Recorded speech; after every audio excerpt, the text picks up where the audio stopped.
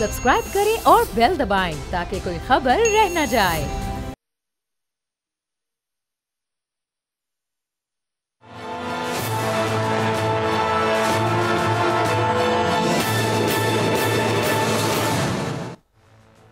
अस्सलाम वालेकुम, मैं हूं बाब जहांगीर। आप देख रहे हैं प्रोग्राम तज्जिया। और आने वाले दिनों में मुल्क में बड़ी सियासी गर्मा गर्मी होने वाली है, क्योंकि मियां नवाज शरीफ वापस आ चुके हैं। अदालतों से उनको किसी हद तक रिलीफ मिल चुका है और अब वो बाकायदा तौर पर अपनी सियासी सरगर्मियों का आगाज़ कर रहे हैं। बाकायदा इजलास तो कल से होना है, लेकिन ये मुशावरत आज से शुरू हो चुकी है। कल जाती उम्रा में कई साल के बाद एक इजलास बुलाया गया है, जिसमें मुस्लिम लीग नून के तमाम अहम रहनुमाओं को तलब किया गया है। और कल मियां नवाज शरीफ वहाँ पर बहुत सारी मामलात पर मुशावरत करेंगे और उसके बाद हो सकता है कि कोई बड़ा ऐलान भी हो, आगे की कोई स्ट्रेटजी सामने आए, किस तरह से नून लीग को सियासी कैंपेन करनी है। जो बयानिया मुस्लिम लीग नवाज का इस वक्त बदलता हुआ दिखाई दे रहा है, देखना यह है कि कल के इजलास के बाद भी उसी बयानिए पर नून लीग साबित कदम रहती है या कहीं कोई हम उस बयानिए में बदलाव या तब्दीली होते देखेंगे। लेकिन यह सब कुछ तो तब होगा कि जब इलेक्शन की डेट अनाउंस हो जाएगी। इलेक्शन कैंपेन ज़ाहिर है सियासी जमातें उस वक्त शुरू करेंगी कि जब इलेक्शन की कोई डेट अनाउंस हो, लेकिन अभी तक इलेक्शन कमीशन की तरफ से कोई डेट अनाउंस नहीं हुई है। आज बड़ी अहम मुलाकात चीफ इलेक्शन कमिश्नर ने निगरां वज़ीर आला पंजाब मोहसिन नकवी साहब से की और पंजाब हुकूमत की उन्होंने जिस तरह वो तर्ज़ हुकूमत उनका है, जिस तरह इस वक्त वो मामलात को चला रहे हैं, उसकी तारीफ भी की। अब उम्मीद यही है कि इस तरह की और मुलाकातें चीफ इलेक्शन कमिश्नर करेंगे और जल्द वो कोई डेट भी अनाउंस करेंगे, चूँकि 2 नवंबर को ये बड़ी अहम समाअत इस सिलसिले में सुप्रीम कोर्ट में होनी है। और हो सकता है कि 2 नवंबर ही वो दिन हो कि जिस दिन या तो उस समाअत से पहले या उस समाअत के दरमियान या उस समाअत के बाद कोई डेट सामने आ सके। बहरहाल गुज़िश्ता चंद दिन से एक खबर 28 जनवरी की इस वक्त गर्दिश कर रही है। अब वो कितनी सच्ची है, उसमें कितनी हकीकत है, आने वाले वक्त में ये भी पता चल जाएगा। और फिर आज निगरां वज़ीर आज़म अनवारुल्लाह काकड़ साहब ने भी इस सिलसिले में बड़ी अहम गुफ्तगू की है। एक यूनिवर्सिटी में वो मौजूद थे, वहाँ उन्होंने कहा कि कोई काम अगर ताख़ीर से होता है या उसमें थोड़ी बहुत ताख़ीर हो जाती है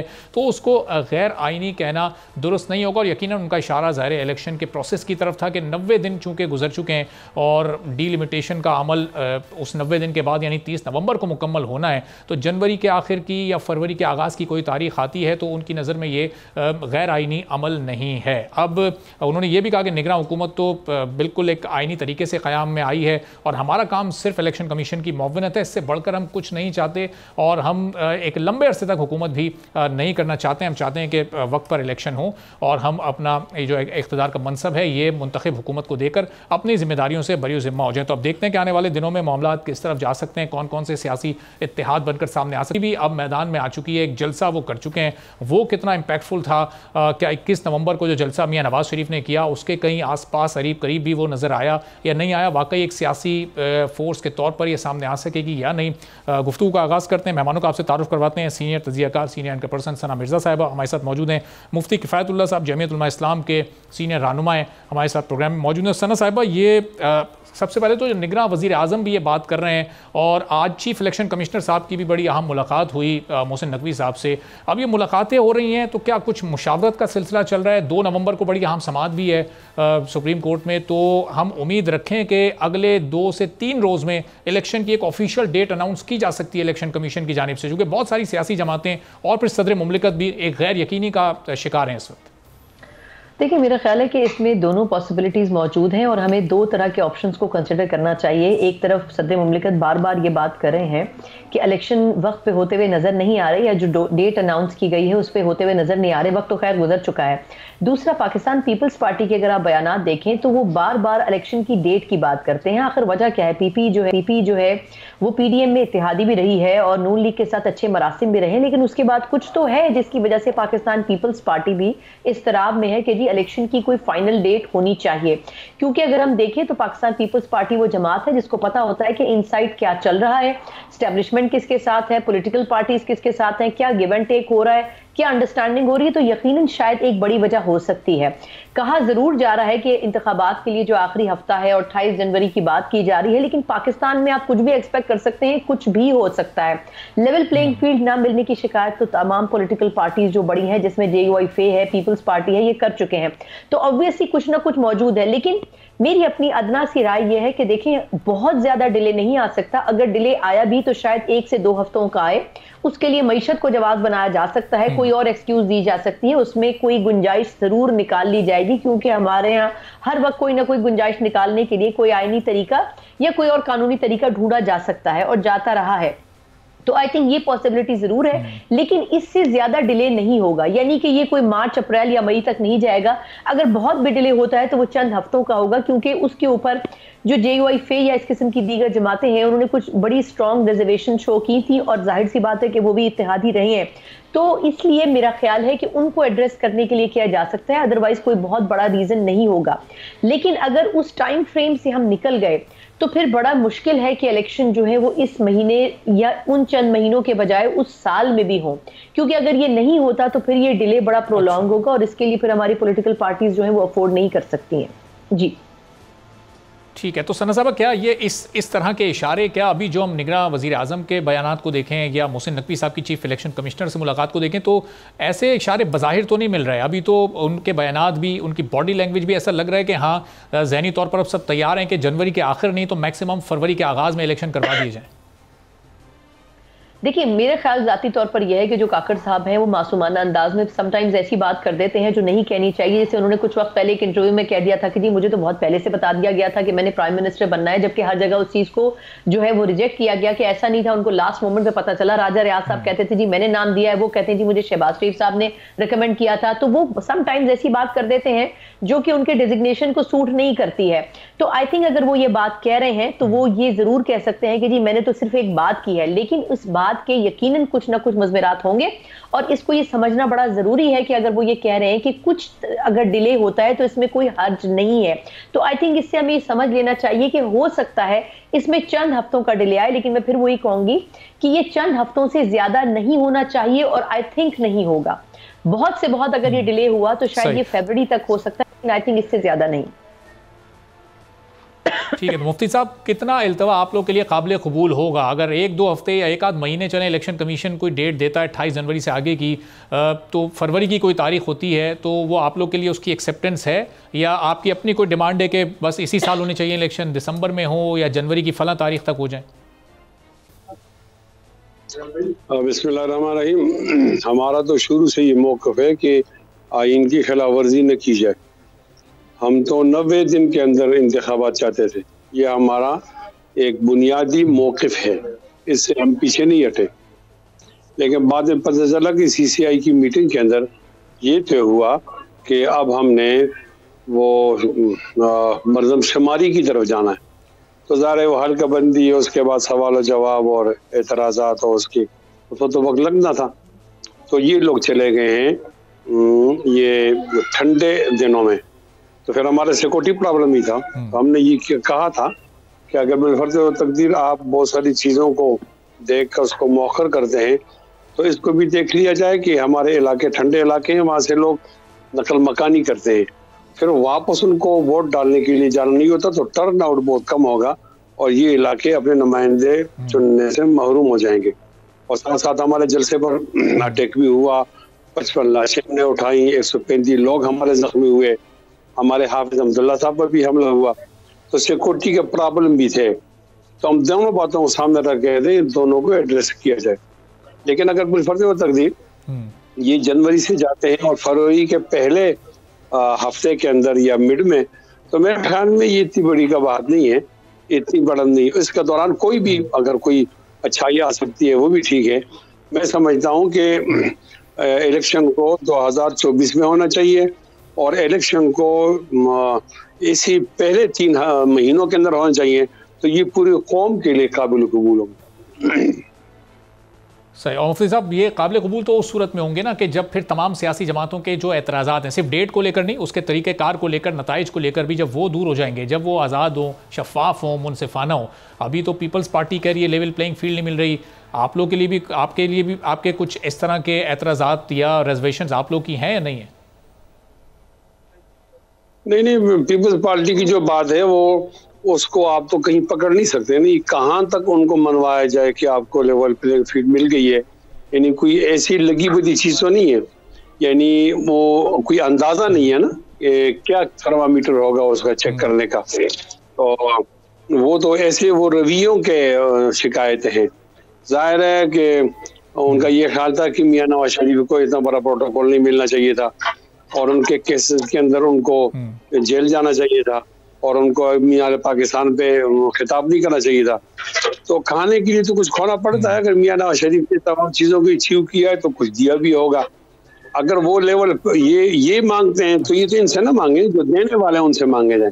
बाकी हमें कोई एतराज नहीं है और मुस्लिम लीग नून को भी एतराज नहीं हुआ। एतराज होगा तो ज्यादा पीटीआई वालों को होगा कि उनके लोग जो है वो ज्यादा आजकल जेलों में हैं और जरा मातूब और मखजूम नजर आ रहे हैं।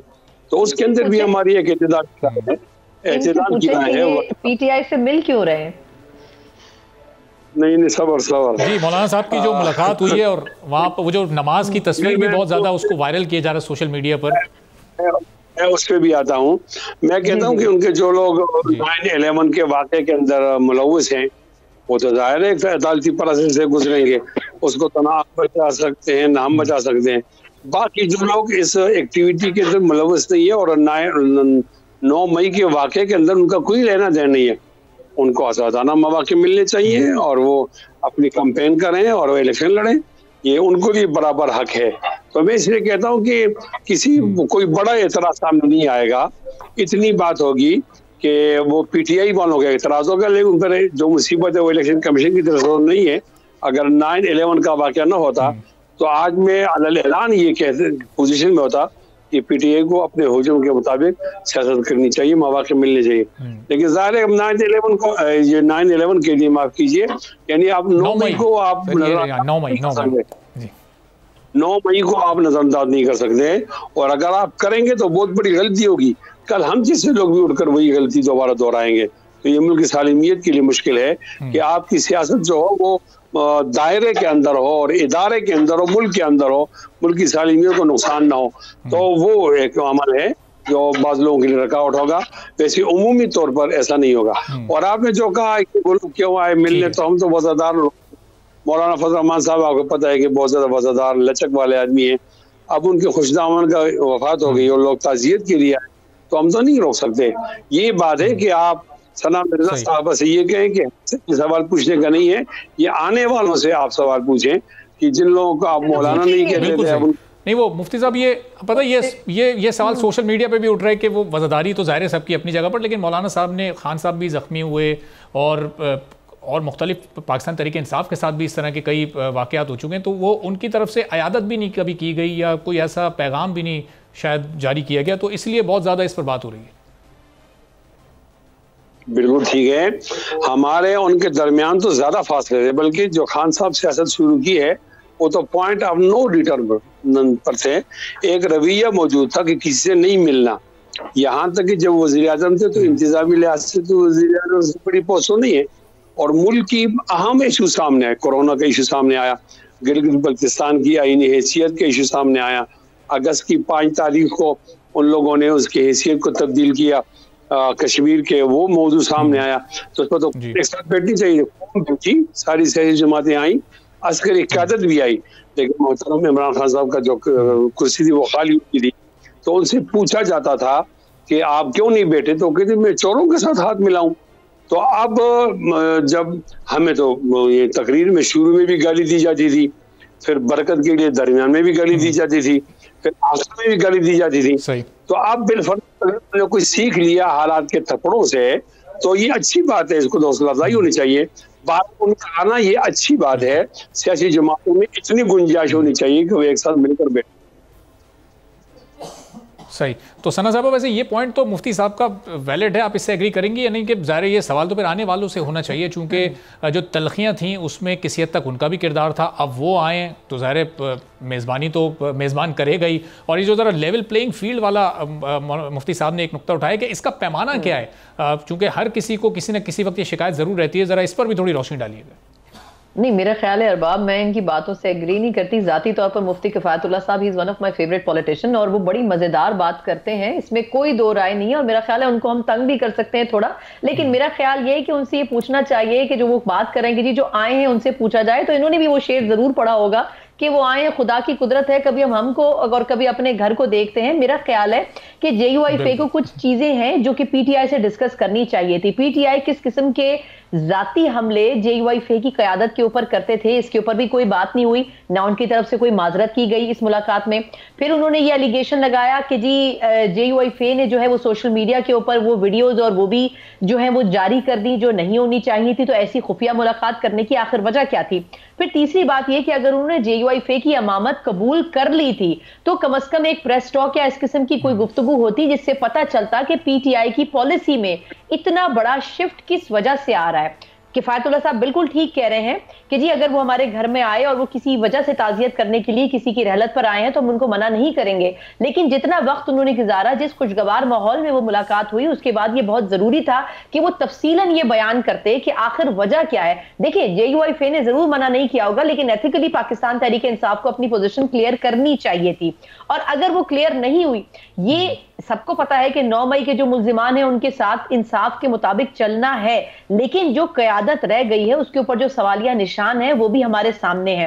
असद कैसर साहब जिस तरीके से स्टेटमेंट देते रहे हैं, अली मोहम्मद खान साहब जिस तरह जेल में अंदर बाहर होते रहे, तो यकीनन PTI किसी खास बयानिए, किसी खास सोच के तहत JUIFA से मिलने के लिए गई है।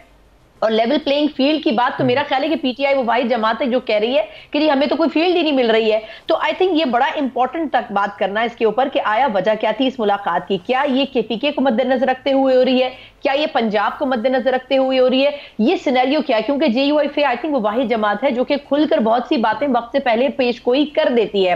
ना तो नून लीग करती है, ना ही खुलकर पाकिस्तान पीपल्स पार्टी करती है, क्योंकि वो कोशिश करती है कि वो पॉइंट्स गेन कर सके बिहाइंड द सीन। तो ये क्लैरिटी इस मुलाकात का भी कनेक्शन फिर लेवल प्लेइंग फील्ड से ये क्या कि अब चूंकि PTI को भी लेवल प्लेइंग फील्ड चाहिए, तो एक एक करके तमाम सियासी जमातों की तरफ वो जाएंगे और थोड़ा स्पेस मांगने की कोशिश करेंगे। इसमें बिल्कुल देखें आपकी बात, मैं इसीलिए आपकी बात पे ये पॉइंट सिर्फ ऐड करना चाह रही थी कि देखें लेवल प्लेइंग फील्ड तो एक पॉइंट है उस एजेंडे का जिसके ऊपर PTI मिलने के लिए गई। आप किसी से अपना ताल्लुक जो खत्म हो चुका होता है या जो खराब होता है उसको इस्तेमाल करने के लिए किसी पॉइंट से तो शुरू करते हैं। एक अच्छे नोट के ऊपर दो अच्छे सियासी लीडरान ने मुलाकात तो की, लेकिन उसके बाद उस अवाम को जो कि सो कॉल्ड PTI या JUIFA का एक जमे गफीर एक फॉलोइंग है जो कि हमें नजर आती है, उनको एतमाद में नहीं लिया गया। वो एतमाद में लिया जाना दोनों जमातों की तरफ से बड़ा जरूरी था। ये किसी अलायंस में ना जाएं, ये किसी सीट एडजस्टमेंट में चले जाएं, ये किसी एक खास हल्के की एडजस्टमेंट में चले जाएं, लेकिन ये बड़ा जरूरी है इसके ऊपर बात करना। लेवल प्लेइंग फील्ड के ऊपर एहतजाज अपनी जगह, लेकिन आई थिंक और भी बहुत सी चीजें हैं जो कि आगे चलकर वाजे होंगी कि इस मुलाकात के नताइज क्या हो सकते हैं। बट आई थिंक ये अभी शुरुआत है। आगे आगे PTI ने और पॉलिटिकल पार्टी जिसमें पीपल्स पार्टी भी शामिल है उनसे मिलना है, क्योंकि अब ये ग्रीन सिग्नल मिल चुका है कि PTI चेयरमैन को माइनस कर भी दें, 9 मई के मुजरिमान को माइनस कर भी दें, तब भी PTI को वो पॉलिटिकल स्पेस पार्लियामेंट में दिया जाएगा ताकि नून लीग को अंडर प्रेशर रखा जा सके। तो पहले जो ये समझा जा रहा था कि पूरी PTI वाइप आउट हो जाएगी पार्लियामेंट से, वो सोच अब बदल चुकी है। पॉलिटिकल पार्टीज को भी कन्वे हो चुका है और आई थिंक PTI को भी कन्वे हो चुका है। तो अब उनको वो अपनी पॉलिटिकल गैदरिंग्स जो है वो शुरू करनी है और उसके लिए जाहिर सी बात है बाकी सियासी जमातों को उनको साथ लेकर चलना होगा। सही। तो मुफ्ती साहब जितने खुशगवार माहौल में भी बात हुई है, तो जाहिर है आप अवाम तो बात की बातें जो आपके अपने पार्टी के कारकुनान होंगे, क्या एक आम कारकुन को एतमाद में लिया गया, क्या उसको मुतमईन किया गया? चूँकि उस तरफ से भी बड़े बयान जो इल्ज़ामात हैं वक्तन फ़वक्तन वो मौलाना साहब पर लगे हैं, मुख्तलिफ़ नामों से मुख्तलिफ़ अलकाबात से उनको पुकारा गया है मुख्तलिफ़ जलसों में। तो उसके बाद अपने एक आम कारकुन को एतमाद में ना लेना ज़ाहिर ये भी अपने अंदर एक सवाल है। और फिर क्या कहीं आगे चलकर ये मामला कोई किसी सीट एडजस्टमेंट की तरफ भी जा सकता है, किसी इंतखाबी इत्तेहाद की तरफ भी जा सकता है KP की हद तक? मैं आपके और रसाना मिर्जा साहिबा के खिदमत में 2-3 बातें बताना चाहता हूँ। पहली बात तो ये कि वो शेर है ना, चुप चुप खड़े हो जरूर कोई बात है, पहली मुलाकात है। तो ज़ाहिर है जब लगती है और उस पर आप रास्ता उस मुलाकात में तो कोई चुप नहीं था, सब हंस बोल रहे थे, मुस्कुराती हुई तस्वीरें आई हैं। बिल्कुल अर्ज कर रहा हूँ। तो एक तो ये पहली मुलाकात है, इसके बाद मजीद मुलाकातें होंगी तो उसको आप देखने चाहिए, जरा सब्र करना चाहिए। दूसरी बात ये कि आपका इस सवाल बिल्कुल बनता था कि आप कहते हैं कि वो मियाँ नवाज शरीफ साहब के पास नहीं आए और वो जरदारी साहब के पास नहीं आए तो मौलाना फजल रहमान साहब के पास आए।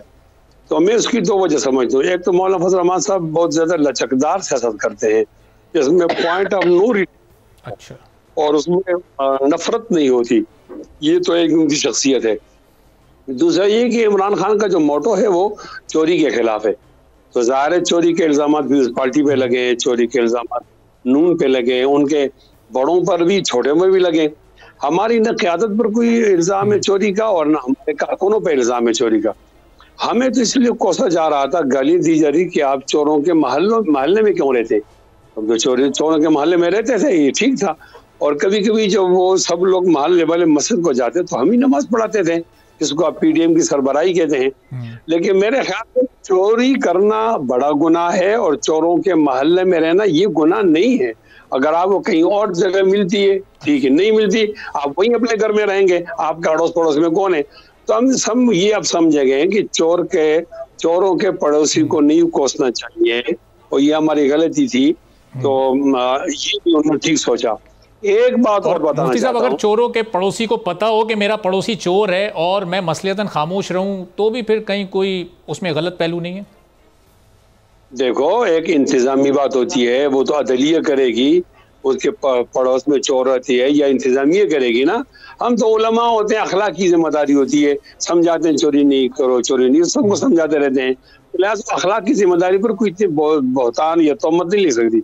मैं जो अर्ज कर रहा हूँ कि ये तो आपको भी मालूम है कि चारों तरफ से उनको रास्ता नहीं मिल रहा, और अगर वो समझते हैं कि हम मौलाना फजल रहमान साहब से तलखी कम करके कोई रास्ता ले सकते हैं, तो मैं समझता हूँ इनकी अच्छी सोच है, और इस अच्छी सोच की बुनियाद पर मजीद भी इंशाअल्लाह मजीद कोई आगे ब्रेक थ्रू होगा।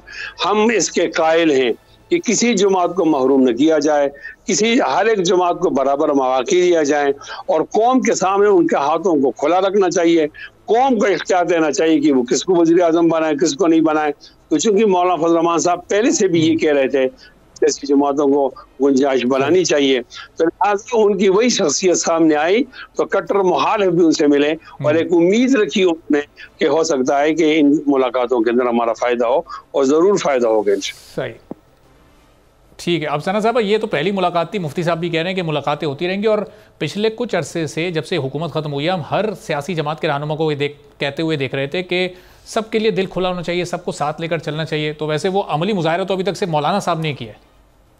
देखिए, मेरा तो ख्याल ये है कि मुझे तमाम जमातों को देख के लगता है कि जैसे सब कलमा पढ़ के नए नए मुसलमान हुए हैं। कहाँ वो नून लीग जो कि लंदन में ये बातें करती थी कि जी फलां का एहतसाब होना चाहिए, फलां आर्मी चीफ का होना चाहिए, फलां DGISI का होना चाहिए, वो सारी बातें 2 दिन में हवा हो गई।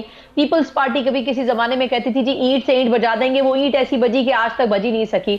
तो आई थिंक हमें ये समझ लेना चाहिए कि हम कुछ नहीं कर सकते, हम कम से कम जमहूरी सिस्टम की कंटिन्यूटी में जा सकते हैं। जो काकड़ साहब आज बात कर रहे हैं ना, वो गलत नहीं कर रहे कि जी अगर ताखीर हो भी जाए तो ये कोई आइन की हम एक तरह से आइन को खराब नहीं कर रहे हैं, आइन को ऑब्सोलीट नहीं कर रहे हैं। बिल्कुल सही कह रहे हैं, जिस मुल्क में आइन और कानून की पासदारी नहीं होती वहां कुछ भी हो सकता है और अपनी मर्जी के साथ हो सकता है। फिर मैं किफायतुल्लाह साहब के पास 2 सवाल जरूर छोड़ूंगी आपकी इजाजत से। एक तो ये फरमाएं कि ये बात कर रहे थे कि पीडीएम में नमाज जो है वो पढ़ाती थी, पीडीएम में JUIFA और तमाम जमातें पढ़ती थी, तो वो जो पीछे खड़ी जमातें होती थी वो हाथ कर गई, उनमें से नून लीग जो है एस्टेब्लिशमेंट के पास जाके बैठ चुकी है, क़यादत अगली तौर पर मुमकिन तौर पर नून लीग के पास जा रही है, तो पीडीएम में आपको पता ही नहीं चला कि आपके साथ हुआ क्या। दूसरी बात यह कि ये वही पीटीआई है जो आपके ऊपर इल्जाम लगाती थी, आपकी लीडरशिप के ऊपर चोरी का इल्जाम लगाती थी, और जो अलका बात वो इस्तेमाल करते थे वो मैं आपके शो में बोल भी नहीं सकती हूं। तो क्या ऐसी जमात के साथ अगर वो तौबा करके वापस आई है तो क्या JUIFA इत्तेहाद करेगी, उनसे हाथ मिलाएगी? ये मैं मुफ्ती साहब से पूछना चाहती हूँ। और दूसरी बात जो आपने ये 2 सना साहब आपके सवालात हैं, और इन दोनों का बात अगली नशिस्त में इंशाल्लाह मुफ्ती साहब के सामने रखेंगे, चूंकि ये आज का तो इस सेगमेंट का वक्त इख्तिताम पजीर हो गया। बहुत बहुत शुक्रिया मुफ्ती किफ़ायतुल्लाह साहब, सना मिर्ज़ा साहब हमारे साथ मौजूद थी। एक ब्रेक यहाँ पर लेंगे, और ब्रेक के बाद 2 बड़े अहम मौज़ूआत हैं। एक तो जो गैर कानूनी मुकीम अफराद हैं उनका इनखला है, वो उसकी कल डेडलाइन ख़त्म हो रही है, और फिर जो बर्बरियत इसराइल की जानिब से इस वक्त की जा रही है गज़ा में, इन दोनों अहम मौज़ूआत पर बात होगी एक ब्रेक के बाद।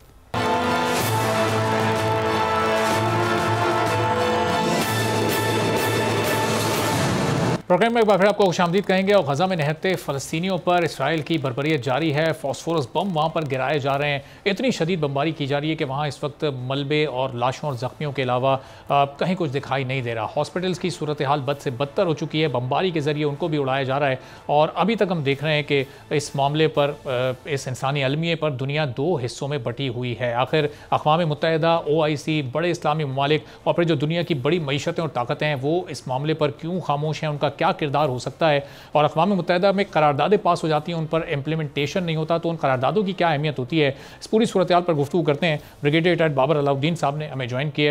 ब्रिगेडियर साहब, बहुत शुक्रिया, आपने प्रोग्राम के लिए वक्त निकाला। ये 8,500 से ज़्यादा अब ये फिगर बढ़ चुका है और कुछ ही देर में ये 9,000 को छू जाएगा शहादतों का। कोई 20,000 से ज़ायद लोग ज़ख्मी हो चुके हैं, लेकिन दुनिया ने आंखें बंद की हुई हैं। अमेरिका को ये नज़र नहीं आ रहा, दीगर बड़ी ताकतों को, यूरोपियन ममालिक को ये नज़र नहीं आ रहा। आखिर क्या वजह है? ये क्या माशी मफादात आड़े आ जाते हैं ऐसे इस सूरत हाल में? जी बहुत शुक्रिया, आपने इतने इंपॉर्टेंट मौजू पर बात करने का मौका फराहम किया। वाकई बहुत अनफॉर्चुनेट है। अनफॉर्चुनेट बहुत छोटा लफ्ज़ है इस पूरी सूरत हाल को एक्सप्लेन करने के लिए। जैसे आपने कहा कि तकरीबन 9,000 के करीब लोग शहीद हो चुके हैं, जिनमें ज़्यादा तादाद बच्चों की, औरतों की और उम्र रसीदा लोगों की है। हॉस्पिटल्स के ऊपर बॉम्बिंग हो रही है, मुहाजिरीन के कैंप्स के ऊपर बॉम्बिंग हो रही है, और मेरे नज़दीक तो ये तादाद जो बताई जा रही है ये बहुत कम है। आपने खुद जैसे कहा कि गजा का शहर ऑलमोस्ट मलबे का ढेर बन चुके हैं। अभी उस मलबे के नीचे से लोगों को निकाल के गिनती करना ह्यूमनली पॉसिबल नहीं है। ये फिगर जो टाइम गुजरेगा बढ़ते चले जाएंगे, और ज़ख्मी ज़ाहिर है इसी रेशो से बहुत ज़्यादा है। अभी इस सारी सूरत हाल में अभी ग्राउंड ऑफेंसिव भी उन्होंने शुरू कर दिया इजराइल ने, और जितनी हैवी बॉम्बिंग गजा पे हो रही है शायद इसकी मिसाल की रीसेंट हिस्ट्री में मिलती रही हो। और एक नहती पॉपुलेशन के ऊपर इस तरह गुरजाना के 100 से ज़्यादा जंगी जहाज मुसलसल बॉम्बिंग कर रहे हैं, और इतनी पेल्वराइज करके रख दी उन्होंने पूरे गजा सिटी को, और उसके बावजूद दुनिया खामोश। अभी आपका ये क्वेश्चन कि दुनिया क्यों खामोश है, बदकिस्मती ये है कि दुनिया डिवाइडेड है अपने वेस्टेड इंटरेस्ट के लिए। उसमें मुआशी इंटरेस्ट भी है, उसमें सियासी इंटरेस्ट भी है, उसमें बहुत तरह के लोगों के मफादात हैं। दुनिया की ओवरवेलमिंग मेजॉरिटी इसकी मजम्मत तो करती है, और जाहिर है जब UN जनरल असम्बली की एक बहुत बड़ी तादाद इसके हक में वोट देती है, 122-23 के करीब ममालिक वोट देते हैं, 40 ऑड के करीब एब्सटेन करते हैं। टोटल मेरे ख्याल है 16 या 17 ममालिक ने इसके हक में वोट दिया, और उनमें भी सिवाय अमरीका के कोई काबिल जिक्र मुल्क नहीं है। बट UN जनरल असम्बली की करारदादें बाइंडिंग नहीं होती, अनफॉर्चुनेट है। अब देखिए दुनिया की सबसे बड़ा अक़वामी आलम का फोरम है, और उस फोरम में जो सबसे बड़ा फोरम जनरल असम्बली है उसकी करारदाद बाइंडिंग नहीं है, किसी के कोई माने या ना माने। इसी वजह से इसराइल ने उसको फौरन रद्द कर दिया। अभी उसमें जो सबसे अभी तक क्वेश्चनेबल आप कह सकते हैं, ये बताएगा कि ये इन करारदादों को मानने या मानने का कोई इख्तियार अक़वाम मुत्तहिदा के पास मनवाने का नहीं होता, और अगर नहीं होता तो वो बदले में फिर उस मुल्क के ख़िलाफ़ कोई लीगल या कोई अखलाकी या किसी भी तरह की कोई सेंक्शन भी नहीं लगा सकते, यानी कोई कार्रवाई नहीं हो सकती। हर मुल्क की अपनी मर्जी है कि वो करारदाद को माने या नहीं। असल जनरल असम्बली की जहाँ तक करारदादों का ताल्लुक है ना जी, वो लोगों के ऊपर बाइंडिंग नहीं है। अभी अक़वाम मुत्तहिदा ने कुछ सेंक्शंस लगानी है, किसी के ऊपर कोई खास किस्म की स्पेशल कोई आपने मैयर्स ले रही है, वो फिर सिक्योरिटी काउंसिल के जरिए उसको अप्रूव करते हैं। सिक्योरिटी काउंसिल्स की जो करारदादें हैं उनकी डेफिनेटली वेरी डिफरेंट है। और दूसरी बात है कि पाकिस्तान और इंडिया के दरमियान तो कश्मीर के ऊपर सिक्योरिटी काउंसिल की करारदादें भी आज तक इम्प्लीमेंट नहीं हो सकी, वो एक गलत बात है, बिकॉज उसमें भी वेस्टेड इंटरेस्ट की बात है। But having said all this thing, अभी जब सैंक्शंस की बात आएगी, जब वहाँ पर कुछ और इक़दाम करने की बात आएगी सिक्योरिटी काउंसिल में, तो ज़ाहिर अमेरिका जैसे मुल्क उसको वीटो कर देंगे। जब वीटो कर देंगे तो फिर दुनिया फिर हाथ पे हाथ रख के बैठी रहेगी। तो ये बहुत ही अनफॉर्चुनेट किस्म की सूरत हाल है, और अरेंजमेंट भी कोई ऐसा ही है जिसके ऊपर लोगों में मायूसी फैलती है। फिर माइट इज़ राइट की बात होती है। आपने देख लें दुनिया की जितनी एग्जाम्पल देख लें, रिसेंट हिस्ट्री में इराक है, अफगानिस्तान है, आपके सामने कश्मीर है, फ़लस्तीन तो खैर है ही है।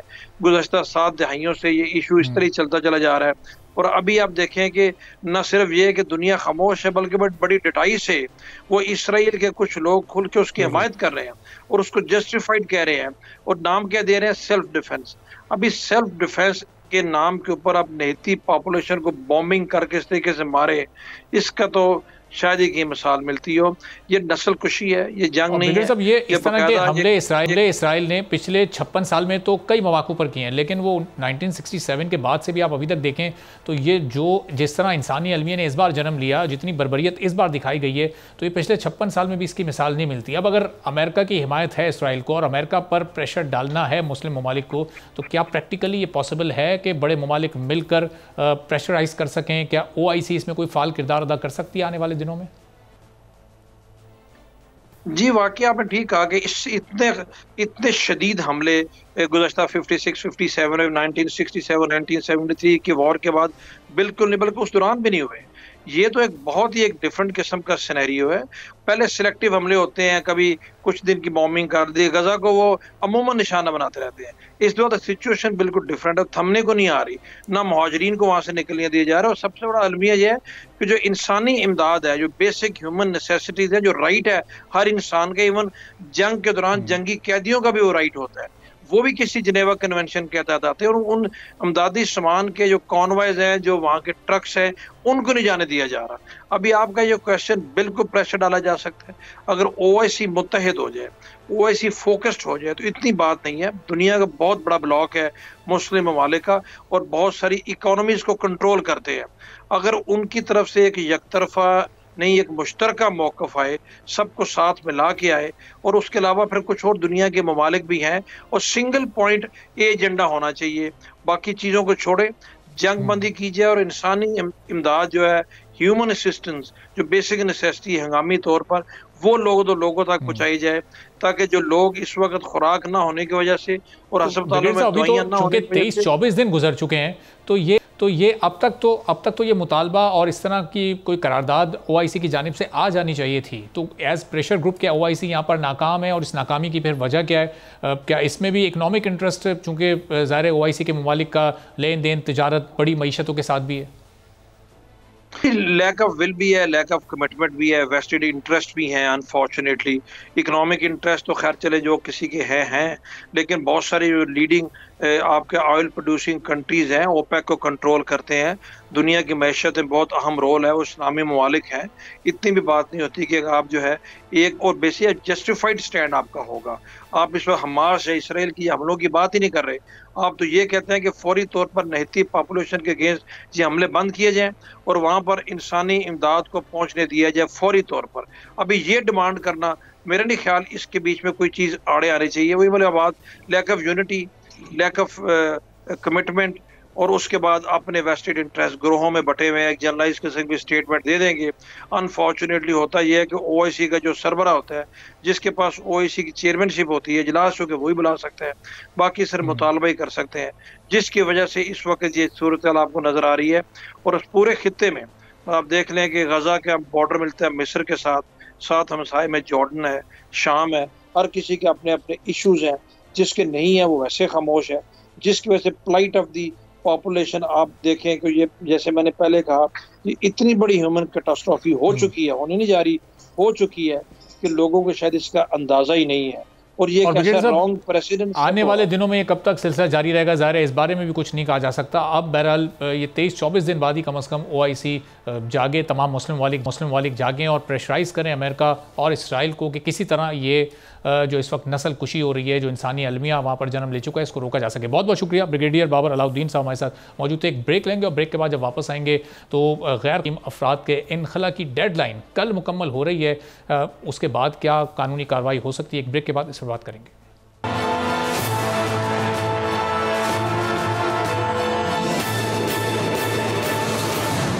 प्रोग्राम में एक बार फिर आपको खुशामदीद कहेंगे, और वो तमाम गैर कानूनी मुकीम अफराद जो पाकिस्तान में इस वक्त भी मौजूद हैं, उनके लिए अब ये मुल्क छोड़ने की डेडलाइन में चंद ही घंटे बाकी बचे हैं, चूँकि कल रात 12 बजे डेडलाइन मुकम्मल हो रही है और ऑफिशियली वाज़े तौर पर यह बता दिया गया है कि इसमें कोई तौसील नहीं होगी। 31 अक्टूबर के बाद जो भी गैर कानूनी तौर पर पाकिस्तान में मुकीम फ़र्द होगा, उसकी मनकूला या गैर मनकूला जो भी जायदाद होगी वो जब्त हो जाएगी, और उसके बाद उसको डिपोर्ट करने के इंतज़ाम भी फिर हुकूमती सतह पर किए जाएंगे और फिर कानून के मुताबिक कार्रवाई भी होगी। अब कानून इस सिलसिले में कहता क्या है, मज़ीद किस तरह की कार्रवाइयाँ हो सकती हैं, चूँकि कई कैटेगरीज़ में ये लोग डिवाइडेड हैं। कुछ ऐसे लोग हैं जिनकी कई नस्लें यहाँ पर मौजूद हैं, और कुछ ऐसे लोग हैं जिन्होंने जाली दस्तावेज़ात बनवाए हैं, फिर उनके सहूलतकार भी यहाँ पर मौजूद हैं जिन्होंने उनको मदद दी यहाँ पर रहने में। तो अब ओवरऑल किस तरह से 1 नवंबर के बाद ये पूरी मशीनरी उनके खिलाफ ऑपरेट करेगी, इस सिलसिले में गुफ्तगू करते हैं। मंसूर खान साहब साबिक सफ़ीर हमें ज्वाइन कर चुके हैं। मंसूर खान साहब, बहुत शुक्रिया प्रोग्राम के लिए, आपने वक्त निकाला। ये कल 31 तारीख गुजरने के बाद मंसूर साहब फिर 1 नवंबर से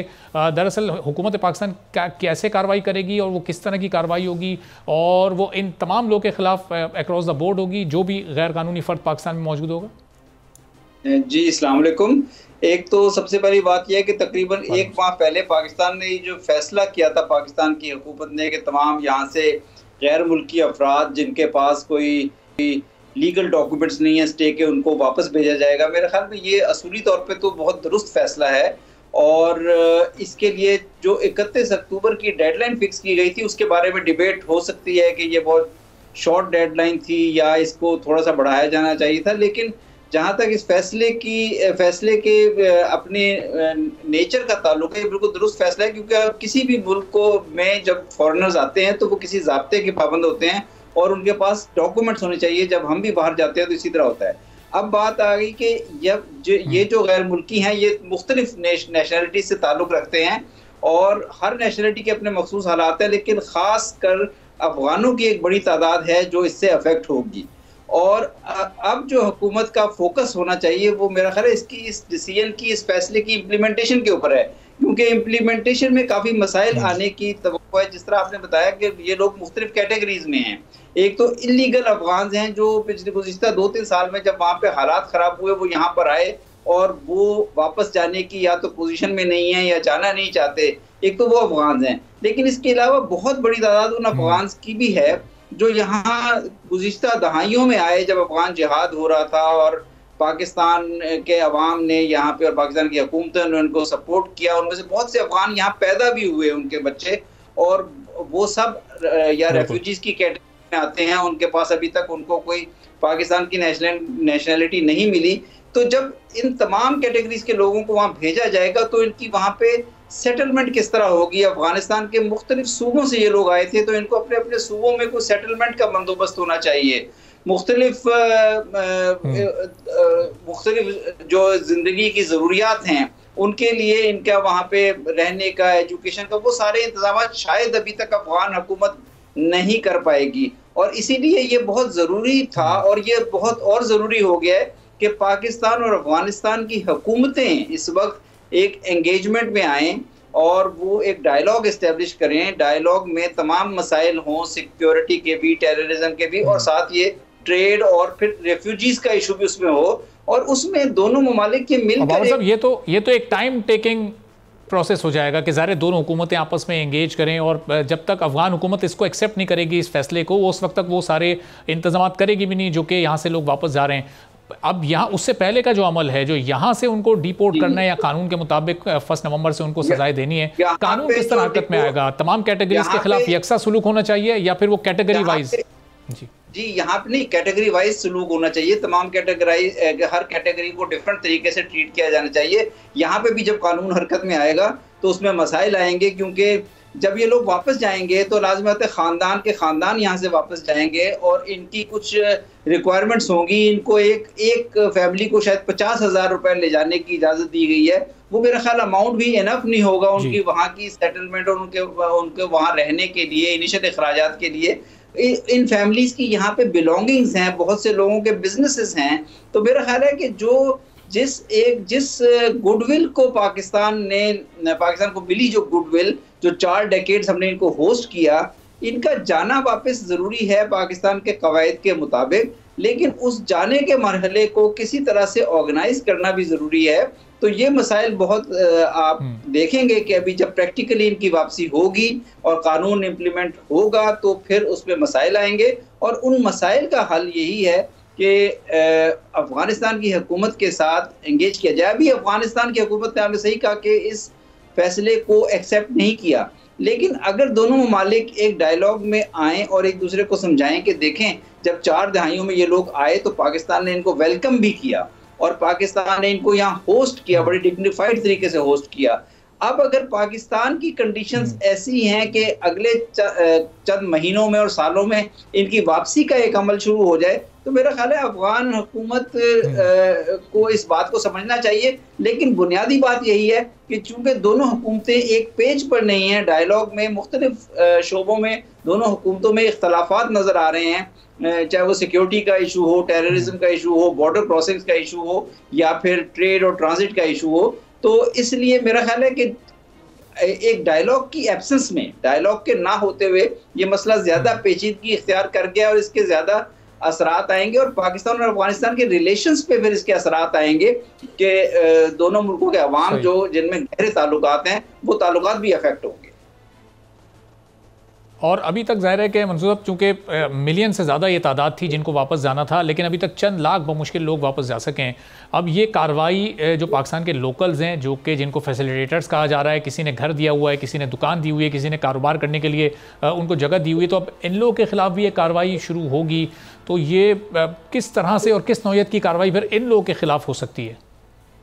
ये एक बहुत मुश्किल मरहला होगा, पेचीदा मरहला होगा, क्योंकि ये पाकिस्तान के मुख्तलिफ शहरों में बसते हैं, पेशावर में हैं, कोयटा में हैं, बल्कि रूरल इलाकों में बसते हैं, पिंडी इस्लामाबाद में हैं, लाहौर में हैं, कराची में सबसे ज़्यादा है, बहुत ज़्यादा है कराची में। और इनके ये चूँकि इनकी फैमिलीज़ ने या इनकी जनरेशन्स ने यहाँ पे रहे हैं अफगान जिहाद के ज़माने से लेकर, तो इनके कारोबार हैं, इनकी मुलाजमतें हैं, इनके एसेट्स हैं यहाँ पे। इसलिए मेरा ख्याल है कि ये इन मामला जब इनकी प्रैक्टिकल इनको निकालने का मरहला आएगा तो उसमें मुश्किलात आएंगी। और फिर जो कम्युनिटीज़ इन्हें होस्ट कर रही हैं, मसलन खैबर पख्तूनख्वा में या बलूचिस्तान में जो पश्तून कम्युनिटी पाकिस्तानी इनको होस्ट कर रही है, उनमें भी थोड़े से ये फीलिंग आएगी कि ये लोग इन लोगों को ज़बरदस्ती ना भेजा जाए। तो मेरा ख्याल है कि ये फैसला असूली तौर पर बिल्कुल दुरुस्त है, क्योंकि पाकिस्तान में दुनिया के दूसरे ममालिक की तरह जो लोग आए उनको वैलिड ट्रैवल डॉक्यूमेंट्स पे आना चाहिए, और अगर कबायली इलाके से ताल्लुक़ रखने वाले अवाम आते हैं तो उनके लिए भी एक एस्टैब्लिश तरीक़ेकार है। लेकिन अब चूंकि ये 4 दहाइयों पर मुहित एक मामला है, इसको डील करने के लिए भी आपको कुछ टाइम तो देना होगा। 4 दहाइयों पे मुहित मामले को आप 1 महीने के अंदर, 1 महीने की डेडलाइन से शायद ना हल कर सकें, ना सुलझा सकें।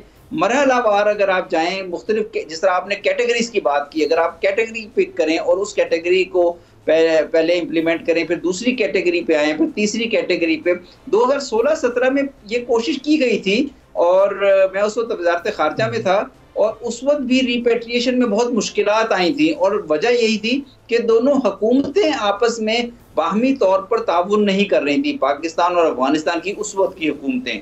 मेरा ख्याल है ये एक बुनियादी कंडीशन है इन रेफ्यूजीज के वापस जाने के लिए, इज्जत से वापस जाने के लिए, कि दोनों ममालिक की हुकूमतें जो हैं एक दूसरे के साथ मुकम्मल तौर पर ताउन करें। तो मंसूर साहब, ये 1 माह का इस वक्त में चूंकि दोनों की गवर्नमेंट लेवल पर तो इस तरह की इंगेजमेंट नहीं हुई, तो ये क्या अब ये लेट हो चुका है, चूंकि डेडलाइन में तोसी नहीं होगी, ये भी फैसला सामने ऑफिशियली आ चुका है, तो अब वो भी एक्सपेक्टेशन नहीं है, तो फिर ये 1 तारीख के बाद तो फिर हालात कुछ मज़ीद ख़राब हो सकते हैं। हालात की बेहतरी के लिए कदम उठाया गया था, लेकिन क्या बदले में हालात ख़राब होने का अंदेशा है डेडलाइन की कमी की वजह से?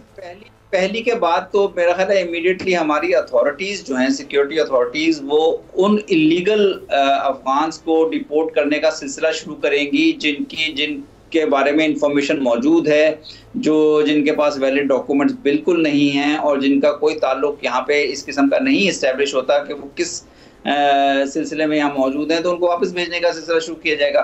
लेकिन जूं आप इस सिलसिले में आगे जाएंगे, आपके लिए मुश्किलात, आपसे मतलब पाकिस्तान की स्टेट के लिए, पाकिस्तान की सोसाइटी के लिए मुश्किलात बढ़ेंगी। फिर ये भी हमें याद रखना चाहिए कि अफगानिस्तान में अभी ऐसे हालात नहीं है, अफगानिस्तान अंडर सैंक्शंस है, इकोनॉमिक सैंक्शंस है वेस्ट की जानिब से। अफगानिस्तान में ऐसे हालात नहीं है कि इतने लोगों को यकमुश्त या लोगों की बड़ी तादाद को वो एब्जॉर्ब कर सके। बड़ी तादाद यूरोप में जा रही है, और चूंकि वहाँ पर मैन पावर की बड़ी कमी है इंडस्ट्री की सतह पर, तो वहाँ पर बड़ा वेलकम किया जा रहा है अफगानों को। इस क्राइसिस की देखिए एक वजह ये भी है, और मैं उस वक्त वहाँ सफ़ीर था जब 2021 में तालिबान ने टेक ओवर किया था, तो बहुत बड़ी तादाद में अफगान्स ने मुल्क छोड़ा था, और उन्होंने इस वादे पे भी छोड़ा था, बहुत से मुल्कों ममालिक के वादों के ऊपर के, जिसमें यूनाइटेड स्टेट्स भी शामिल था, वेस्ट के दीगर ममालिक भी, कि इन अफगान्स को काफ़ी बड़ी तादाद को वो अपने ममालिक में ले जाएंगे, वहाँ पे उनको इमिग्रेशन स्टेटस देंगे, वहाँ पे उनको सेटल करेंगे। लेकिन अनफॉर्चुनेटली अपने वादे से के खिलाफ जाते हुए बहुत से ममालिक ने कुछ अफगान्स को तो लिया है, लेकिन बहुत से अफगान्स को यहाँ पे स्ट्रैंडेड छोड़ दिया गया। और अब वो सारा मामला जो है पाकिस्तान के लिए इन मुआशी हालात में एक मुश्किल बन गया है। इसलिए भी हुकूमत पाकिस्तान ने ये फैसला लिया है ताकि हमारे वो जो पार्टनर्स हैं, इंटरनेशनल पार्टनर्स, उनको भी ये मैसेज जाए कि उन्हें भी अपना इसमें रोल प्ले करना चाहिए। अफगान को वो लेकर जा सकते हैं, उनको ले जाएं। गवर्नमेंट ऑफ पाकिस्तान को अफगान गवर्नमेंट के साथ साथ फिर उन तमाम गवर्नमेंट्स को भी इंगेज करना चाहिए और उनसे भी इस सिलसिले में थोड़ी सी हेल्प लेनी चाहिए।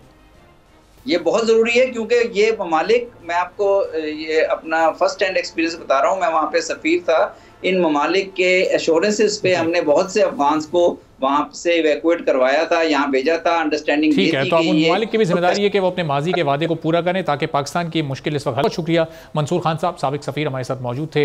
नाज़रीन, आज के प्रोग्राम से फिलहाल इतना ही, इजाज़त दीजिए, अल्लाह हाफ़िज़।